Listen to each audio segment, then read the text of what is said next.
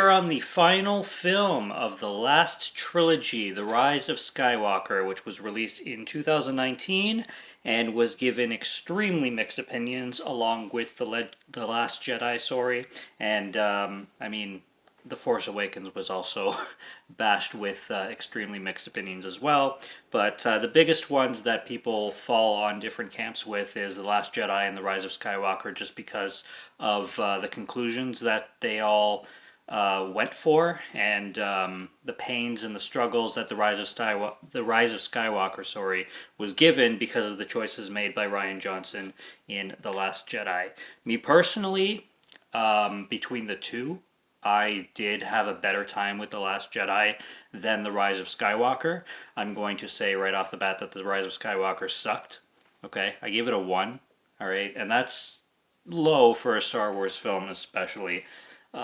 This film, coming from a casual fan, okay, this is the film that, as a casual fan who really doesn't care too much about Star Wars, and the best one in my opinion being The Empire Strikes Back, is still like fine. Like it's the best out of the 9, but I don't run for the hills for it or anything like that.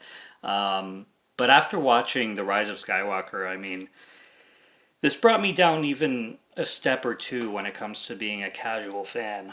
And I understand the struggles with it too, don't get me wrong. I understand where, not Rian Johnson, where J.J. Abrams was left in a position to make this third film, and I get everybody that I've heard speak about these films, the problems that J.J. Abrams ran into with a third film, and it's got to be a bitch. I mean, I would be pissed myself if that happened, if I was in charge and everything. The best example that I can make, me being a former DJ and having a DJ background, what it sounds like happened is basically, in the DJ world, if you're about to go perform, let's say midnight to 2 a.m., and the DJ before you starts playing music that's way too energetic, all right? And when it comes to spinning in a club or any kind of environment, you kind of have to keep the music at certain levels and certain vibes depending on who's coming after you and depending on who you're coming from, kind of thing. Like the vibe has to flow in a sense that keeps the energy moving, keeps the vibe going in a constructive manner.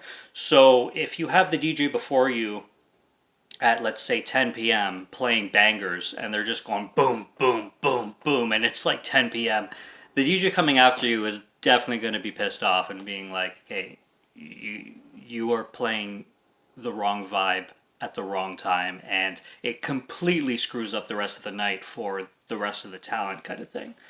And that's the best analogy I can think of when it comes to what happened with these two films. Now, like I said, I think The Last Jedi was just made better. I liked Rian Johnson, what he did with it, so as a film, it's great.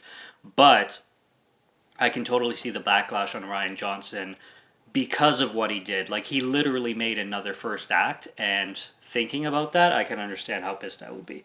But that doesn't leave any excuse for this third film, which feels so mediocre in absolutely every single way. And I was going to say that I'm a casual fan, but if I was a diehard Star Wars fan, I can see the sheer anger that Star Wars nerds have over The Rise of Skywalker. Because this film is just half-assed. I mean, rushed is an understatement. I understand that this is because of what The Last Jedi did and the crimes made with that movie, that this film has to be kind of condensed and everything. But damn, it goes beyond that. Like, even with that, it's still bad. Even understanding that, it's still so weak in absolutely every way. There are some redeeming values, like, I really didn't like how they treated Luke Skywalker in The Last Jedi, so he was redeemed in this one for, like, the whole 30 seconds that he's on film, and this is called The Rise of Skywalker, which totally gives you the impression that Luke Skywalker is going to be having a significant role and a significant matter in this story.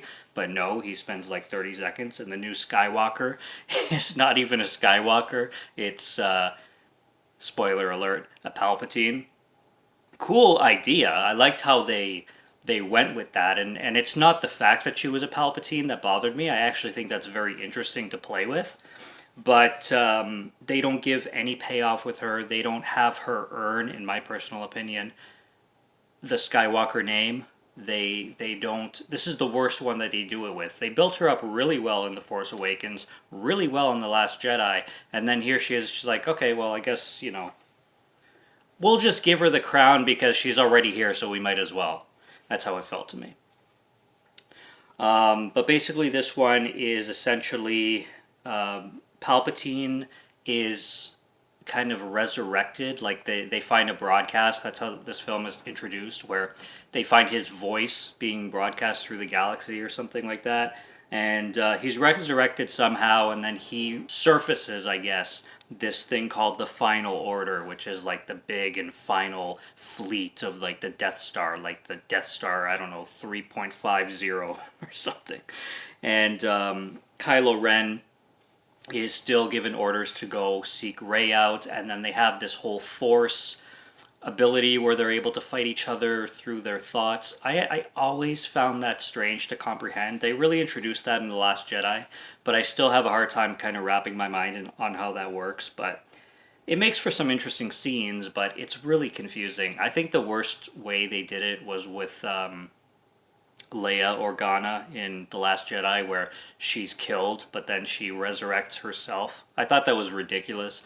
But then you have a bunch of scenes in this film with Kylo Ren and Rey fighting, but they're fighting like with their thoughts and using this strange ability that the Force has them do. It's just, it really does get weird. Of course, I'll always have to give credit where credit is due, and there's some things, of course, that I did like. Rey's jump and slice, which I call it, where she's sprinting and sprinting. She has the flyer coming from behind her, and then she does this whole backflip and just tears the wing off with her lightsaber, and the thing crashes right before that Chewie thing, or the ship thing.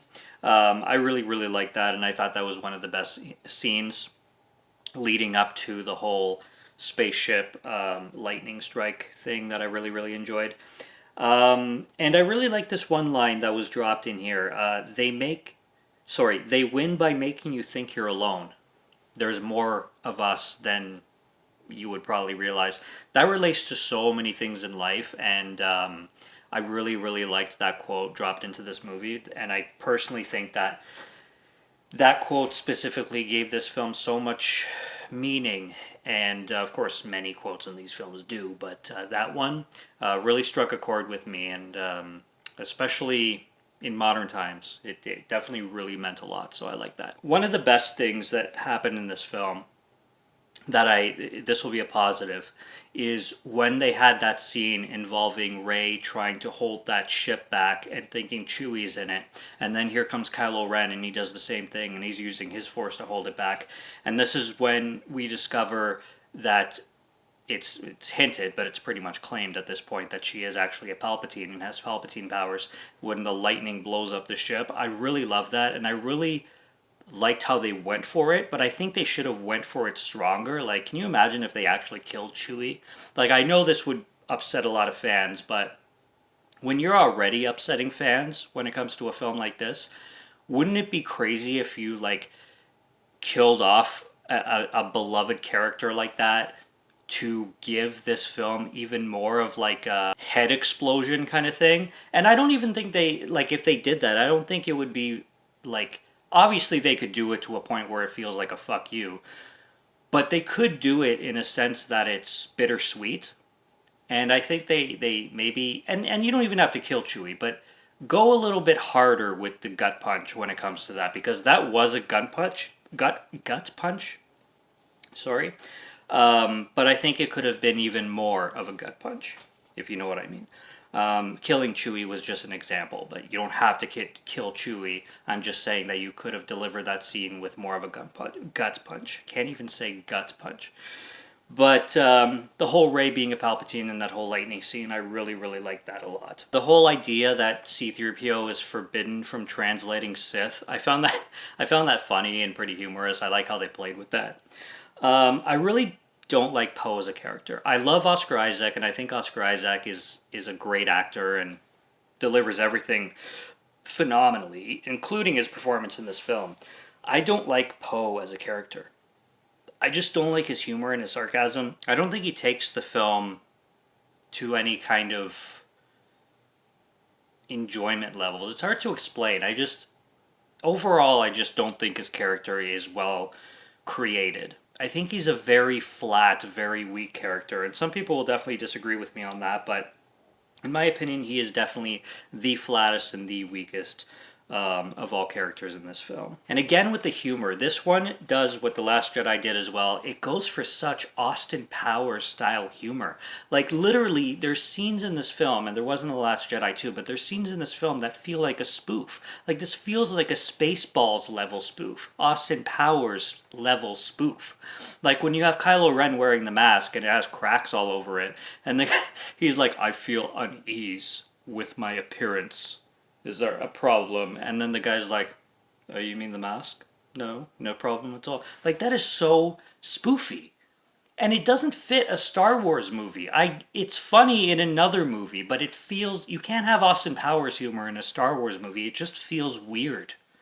And I always got that vibe with the Last Jedi. The Force Awakens didn't have any of that shit.